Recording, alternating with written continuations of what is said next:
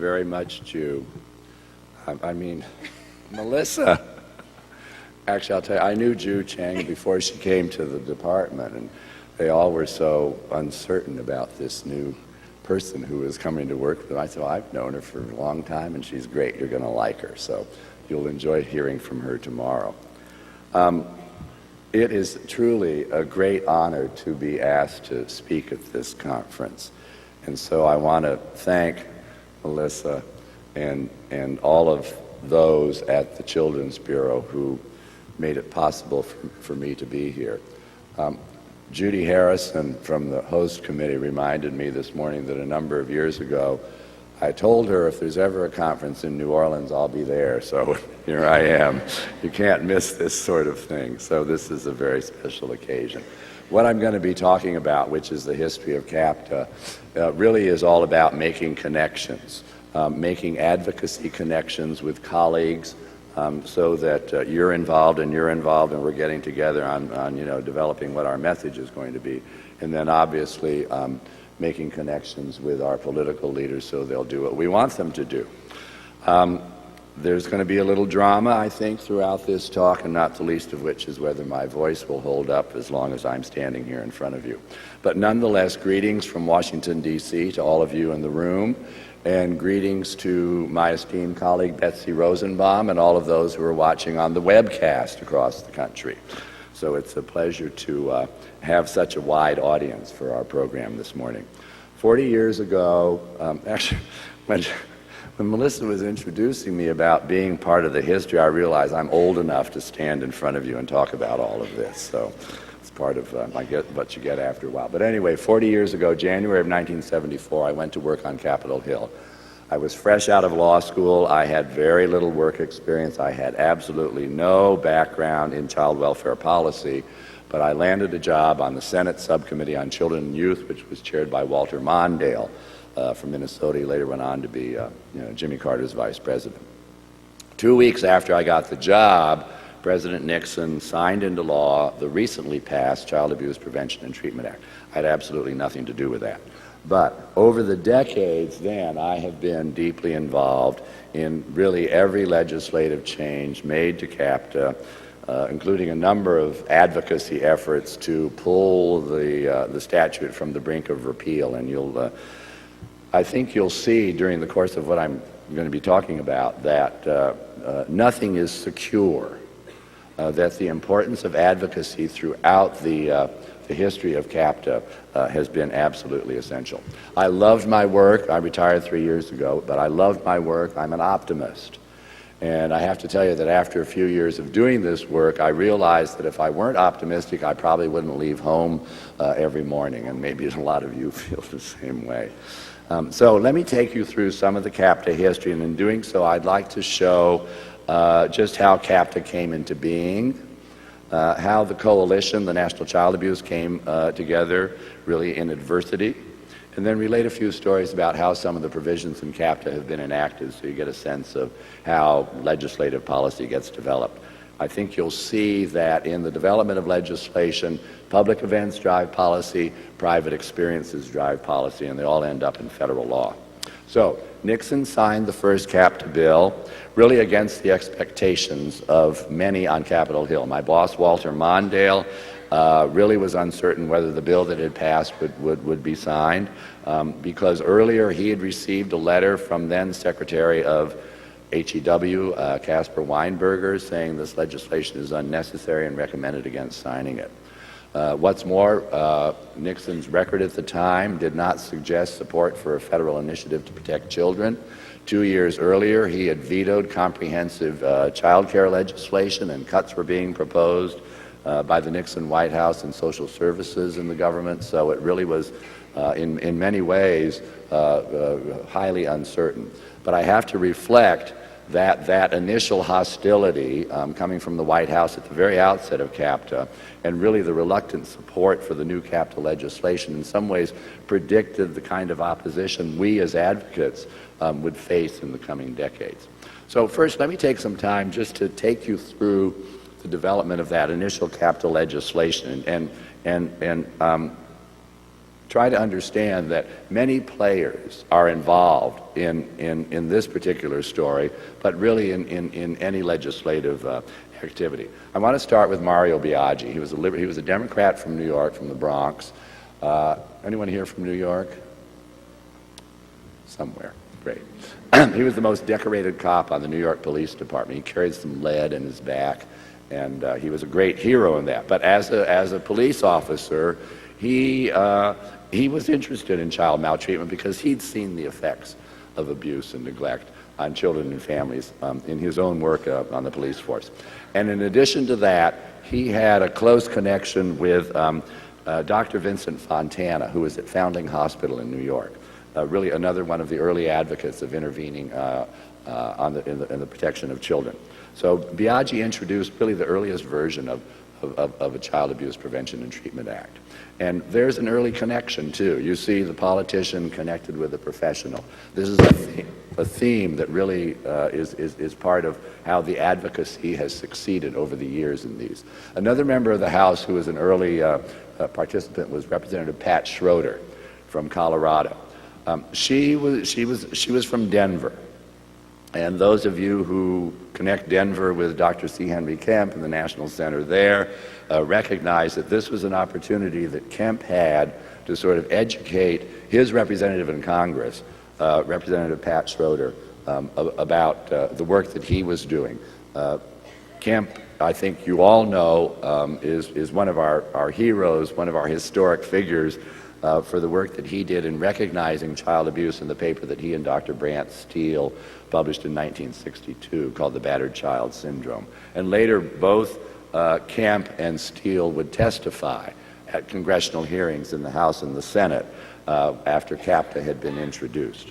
Also in Denver was the American Humane Association, Dr. Vincent DeFrancis, another early advocate of the legislation. The role that American Humane had played up to that time was an important one because they'd done initial surveys of state child abuse and neglect reports, looking at child welfare agencies and what kind of reports they were coming up with. These surveys really have now sort of morphed into what we call the National Child Abuse and Neglect Data System, what we all know as NCAN.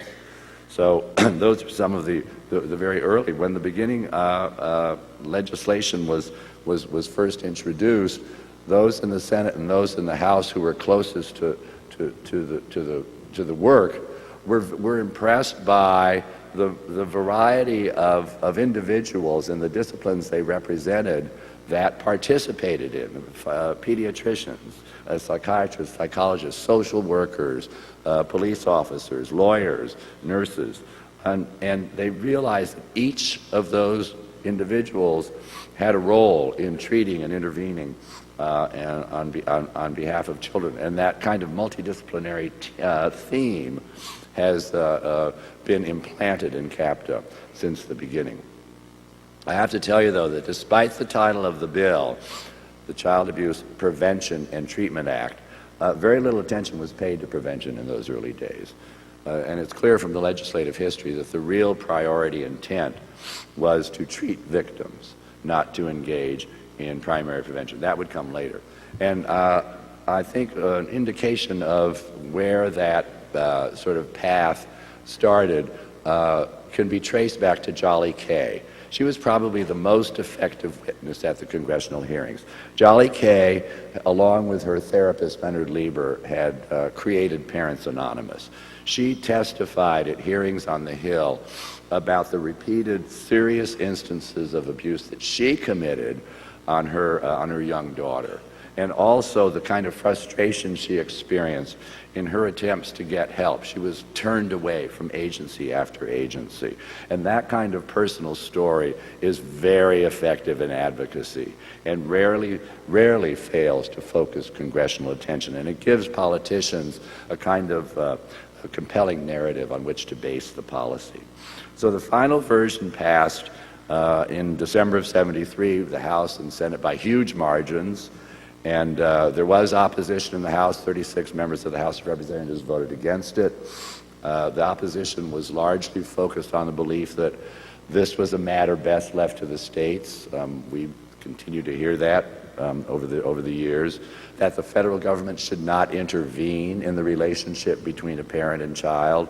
There was an Iowa Congressman, Earl Landgrebe, a Republican from Iowa, who kind of likened Child Protective Services to something out of Nazi Germany or Soviet Russia. So we've always had our challenges ahead of us.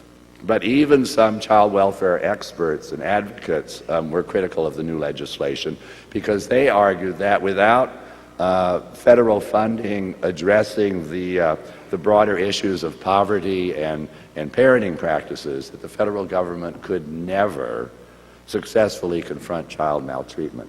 Mondale responded to those critics by making it clear that enacting a more comprehensive bill just was not possible in that political climate, particularly given the opposition coming from the White House and the President. And at the same time, Congress really had no interest in taking on a big anti-poverty program. So CAPTA's focus, if you will, CAPTA's scope has always been perforce limited in that way. But the legislation that Nixon signed into law is really contains the basic structure that we know of CAPTA today. There would be a federal agency. At that time, there wasn't even a single federal staff person in the department who was charged with addressing child abuse policy. So now we would have an agency in the Department of Health and Human Services now, which would grant support for research, for training and technical assistance, for program innovations, and also support a national clearinghouse of information on child maltreatment. The new law created a state grant program. This is a major provision in the legislation. It contained just 10 eligibility requirements. There are about 20 that have been added since then, but those basics, the first list, were things like a state reporting law with immunity for reporters, requiring prompt investigation, immediate protective measures, confidentiality of records, and a guardian ad litem to represent the child in every judicial case. In some ways, I've always felt that those eligibility requirements are really the heart of CAPTA. They have served as markers set by Congress to identify good practice uniformly across the country. And also, I'd like to think that they've come to sort of serve as policy tools for you in your own states to strengthen your advocacy when you are confronting your legislators back at home. There was a definition written into the bill. The department was charged with developing regulations to implement that definition. I have to say that it's no surprise. We always get hung up on what the meaning of something is, and it changes over the years depending upon your perspective. So that has been a constant sort of source of debate. In the rest of that decade, Congress was reauthorized once, and it really was a very smooth trip. But in November of 1980, with the election of Ronald Reagan as president, the picture for CAPTA changed. Federal child welfare advocacy changed too. This is where political events intersected with my personal history. Reagan's election to the presidency, big victory for Republicans in general, but for conservatives in particular, swept from office 9 of the more liberal Democrats in the Senate, including a couple of the original co-sponsors of CAPTA. My boss, Walter Mondale, who was then vice president, was turned out of office. Another Democratic casualty was Representative John Bradamus. He was from Indiana. He had moved the CAPTA bill through the House initially. He lost. I'd been working for him for a few years after Mondale left the Senate, and I decided to take some time off. Because the Reagan presidency represented such a shift in policy, and looking at what was the appropriate role of the federal government, diminishing the size and scope of government, trying to define what was necessary and unnecessary in terms of funding, and what was worthwhile would be handed over to the states. Even before Inauguration Day, we had a whole new plan unveiled. Reagan's new budget director was David Stockman, who'd been a congressman from Michigan. And he developed a spending plan for the new administration that proposed not just reducing spending for CAPTA, but total repeal of the statute. Now that proposal absolutely galvanized the child welfare community in a common cause. Many of the same organizations that just a year earlier had fought among themselves about child care policy, now they came together to form a coalition to lobby Congress to fight the repeal of CAPTA. Now, I had left Capitol Hill, as I said, at the end of 1980, take a few months off. My break from work didn't last very long. In mid-January, I got a phone call from an old colleague, Ellen Hoffman. I wonder if anybody in this room knows who was Ellen Hoffman. She wrote CAPTA. She worked on the Mondale staff. She'd been a reporter. Her sense of investigation led Mondale to become interested in the issue. And Ellen called. She'd been at the Children's Defense Fund. She said, "We're forming this coalition. Do you want to interview for the job?" And I said, I'd be happy to. And I was so encouraged because groups like Children's Defense Fund and National Association of Social Workers and American Public Human Service Association, American Humane Association, Child Welfare League, these were the same groups that a couple of years earlier hadn't been able to come together and agree on advocacy and policy positions, and now they had. So I thought this is going to be a good assignment. Well, I got the job. It was supposed to be part-time for about 6 months. Well, it stayed with me for 30 years. And in advocacy, there's always work to be done. I mean, that's really the truth of it. And CAPTA in particular, this was an assignment that warranted renewal regularly. The politics for CAPTA got complicated after the 1980 election. The House was still run by the Democrats, but the Senate changed over to a Republican majority, and they were very anxious to do anything that Reagan wanted them to do. The old Mondale Subcommittee on Children and Youth was taken over by a new senator from Alabama, Republican Jeremiah Denton.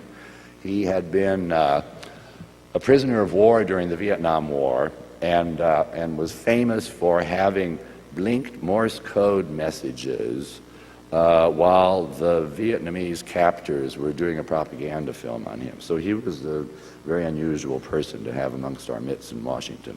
Anyway, there were still some moderate Republicans in the Senate. And so here was the CAPTA bill up for proposal to be repealed in 1981. Rather than face a vote on repeal, two of those senators, Robert Stafford from Vermont and Lowell Weicker from Connecticut, convinced Denton there was another path to take. And what they did was just kind of bury CAPTA in a huge budget resolution, and it stayed with us. There was no authorization, but the funding still kept with us. Well, having lost the fight to repeal CAPTA in 81, I'm sorry to say the administration officials in the Reagan administration still worked to undermine the effectiveness of the program. CAPTA funding was repeatedly threatened with cuts, and even continued to propose the repeal of the legislation. One year there was funding. Funding always came through. We managed to convince Congress that this was something that was important and needed to continue. But there was one year when President Reagan even asked Congress to rescind the money that they had already appropriated and turn it back into the Treasury unspent. There were also some rather insidious maneuvers within the administration. Some of the political appointees at HHS were really bent on weakening the program, which drew the attention of a Democratic House investigation committee. They held a hearing. It went on for 5 hours. It was titled Possible Political Manipulation of the Grant Approval Process for CAPTA Funds. I mean, this was high-level stuff. The hearing resulted in a congressional report charging HHS with violating federal law, violating CAPTA federal law, in delaying payment of child abuse prevention money. They'd held money that had been appropriated for about 9 months, regularly awarding grants to what were called inferior programs, failing to evaluate programs. The list kind of went on and on. But we, as I said, the advocacy assignment was always there, and the connections were always necessary to be made. The next round of amendments to CAPTA actually included a major reworking of the statute aimed at improving the administration of the act. By that time, we had friends on both sides of Capitol Hill who were supportive. And so the new CAPTA, one of the important things that I think it proposed and included was a new 15-member federal advisory board on child abuse and neglect. Some of you may remember this board that was with us for a number of years until, again, political winds changed and the board was eliminated. But they came out with a handful of reports, one on child abuse fatalities that really captured the attention on that issue for almost the first time, another on what they called the failure of the child protection system to adequately prevent and treat abuse and neglect. And then their last report was, they said, our number one proposal is to implement a program of universal, voluntary, neonatal home visitation. And 20 years later, with the Affordable Care Act and the advocacy of President Obama, we had the home visiting program included. So things were looking bright. George H.W. Bush was very supportive, got elected in '92, and then in 1995, Newt Gingrich took over the House of Representatives, and we were under threat again. The whole congressional agenda changed, CAPTA's fortunes as well.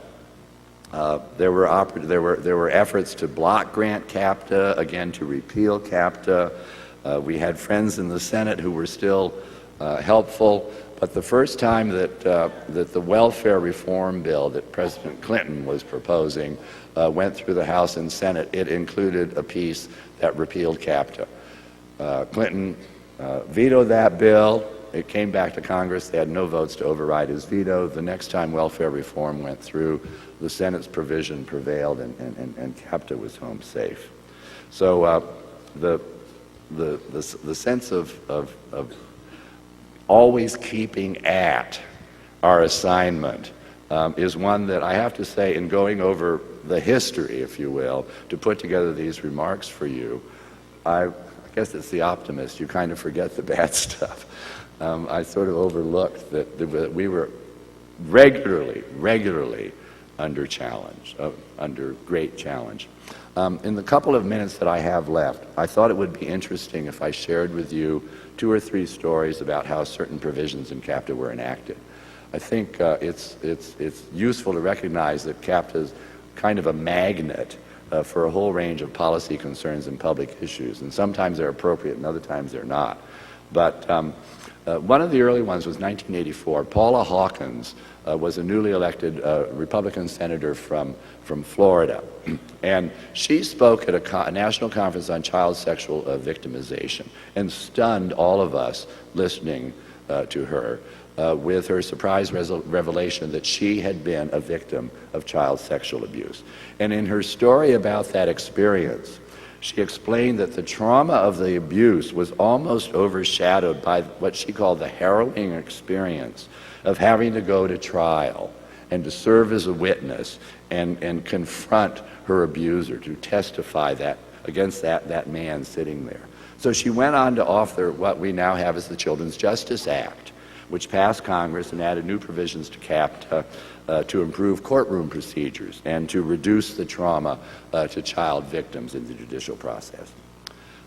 Another example, also that same year, 1984, was actually a good year for prevention, with the enactment of the Prevention Challenge Grants, what we now call the community-based child abuse prevention grants. We created for the first time, this was a separate identified funding stream for prevention in CAPTA. Senator Chris Dodd had taken an interest in finding a way to promote the development of the children's trust funds that were in about half a dozen states around the country. You know, increasing the cost of a marriage license or a birth certificate in order to support prevention efforts. Ann Cohn Donnelly from Prevent Child Abuse in America and I had a lunch one day with Dodd's staff, and we basically came up with this plan to match funds that states were already designating for prevention and allow the federal government to add some more. And that legislation has been with us, and I think has become a very important part of CAPTA, and it's one in which, because of actually a personal involvement I had, I take great pride. The last time CAPTA was reauthorized, which was in 2010, this was the last reauthorization I worked on before retiring. The coalition, the National Child Abuse Coalition, again spearheaded the effort to reauthorize. And I just want to mention the legislation, the new provisions that we really had at hand in drafting around such themes as promoting differential response in child protective services, addressing the co-occurrence of child maltreatment and family violence, and sharpening the focus of community-based child abuse prevention grants. The next reauthorization of CAPTA is coming soon, and that's on your hands. But your advocacy in coalition with your colleagues absolutely is guaranteed to strengthen your position, to develop your unified message and speak with a single voice, to be numerous and at least appear to be numerous, to be visible and recognize the challenges. Your ongoing advocacy on behalf of CAPTA ensures that it will continue as that catalyst that has been so important over these 40 years to improve our knowledge and practice. There's a session on CAPTA reauthorization this afternoon that I'll be at with Howard Davidson. You might want to come and join us on that. I'm encouraged to see so many of you here, to know that the advocacy work in the future is in your good hands, and that every single one of you listening here today is deputized to go forth and make the case on behalf of children. Thank you very much.